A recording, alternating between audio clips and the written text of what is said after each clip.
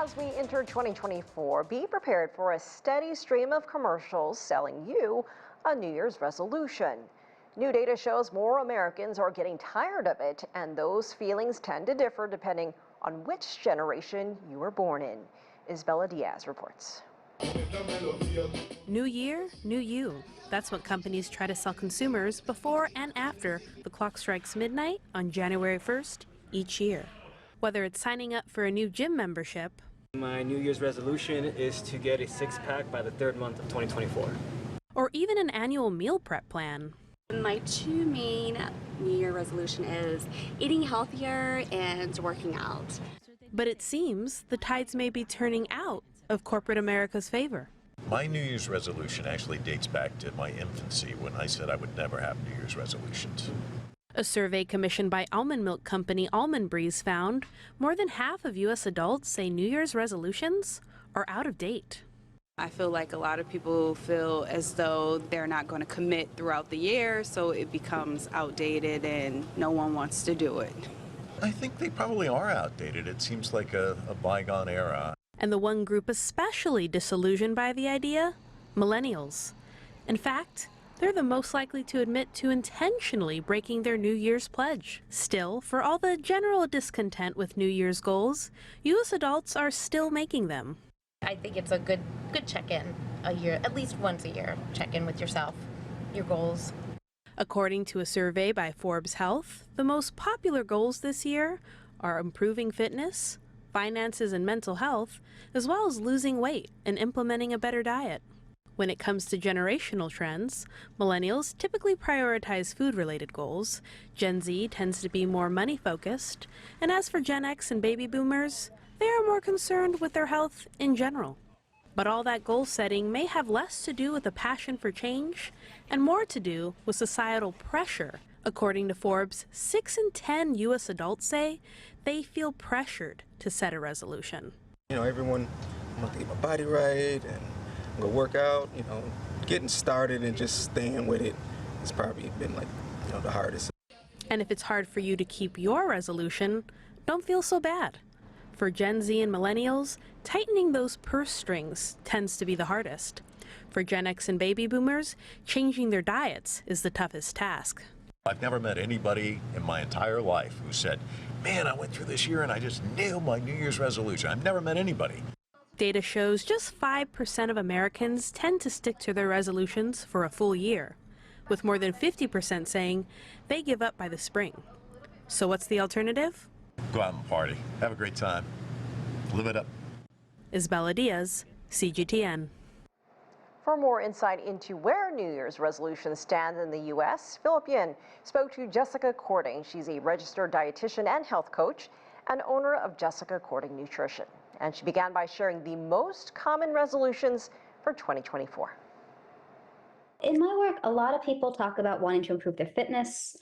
We always hear weight loss. That's been a very common one for a long time. But I feel more frequently, I've been hearing people talk about wanting to improve their mental health in the new year, which is really cool. And there are a lot of ways that our nutrition and fitness can also impact our mental well-being for the better. When people talk about, physical fitness and mental fitness, why is it that we think about this so much at the end of the year rather than during the year? Is it because we're too busy to think about it? We haven't given the time necessary? Or is it listening to interviews like this where people are reminding us that, hey, this is really important. If you want to live a long, happy, healthy life, you need to take care of your physical and mental health?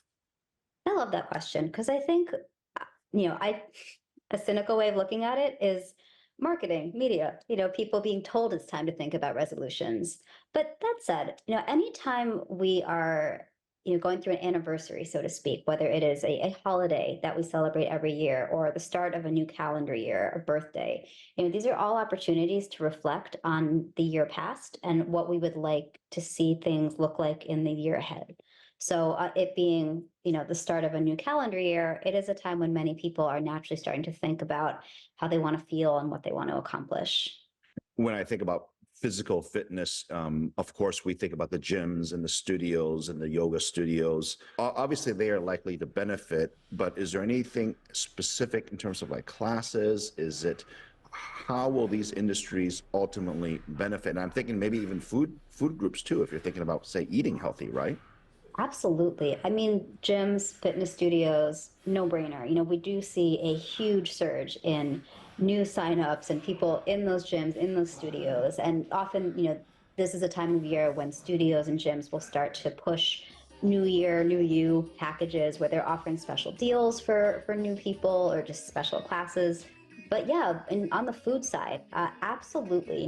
We see a lot of popularity in terms of things like meal kits, meal delivery services, but also the supplement industry. That is a huge industry that when people are starting to think about their health, that is a big area where people are looking at, well, what are some supplements that might support my goals? And, I'm not here to talk about how, the supplement industry about the, best practices and all that, because we know there's a lot of stuff that is wonderful and supporting goals. We know there's a lot of garbage out there. But I will say that that's another industry where, people's desire to feel better, look better, that is definitely an industry that can benefit. When you think about people setting goals and say, I want to do X, Y, and Z come January, but by the time Valentine's Day comes around, I haven't achieved my goals. I didn't go to the gym. I'm not as healthy as I want to be. I'm definitely not eating correctly. What happens in those first few weeks, and how can people ensure that they stay on track for their goals that they set for themselves? A lot of it is mindset. Something I see again and again in my work is that people start with these very lofty goals. Maybe they're not very specific about it, or maybe they are buying into the hype that they need to do something drastic in the new year. And they go really hard. So that might show up in very restrictive eating patterns that might look like very intense exercise routines, things that are difficult to sustain in day-to-day life. So as they settle into the first months of the new year and life starts to get real, the newness starts to wear off. Those things that maybe are not enjoyable or that aren't sustainable in everyday life fall by the wayside. I think that's a big part of why I think we're starting to see people start to veer away from the New Year's resolution approach, because it does in a lot of ways set you up to feel disappointed in yourself if you're not thoughtful about taking a moderate approach to start that's going to actually carry you through. Right. Over the last 3 years, we dealt with this crazy pandemic where we all were essentially literally running in place in our bedroom because nobody wanted to go outside anymore. And then fast forward, things all opened up and we all went crazy. But I think mentally, I think there has been some damage done, right? We are changed as a people when it comes to interaction with each other, just the physical closeness with each other, and then also the fear of potentially getting sick or worrying about other issues. How have that affected perhaps resolutions as we look to 2024? I do think that has a lot to do with why we're seeing more people focused on mental health.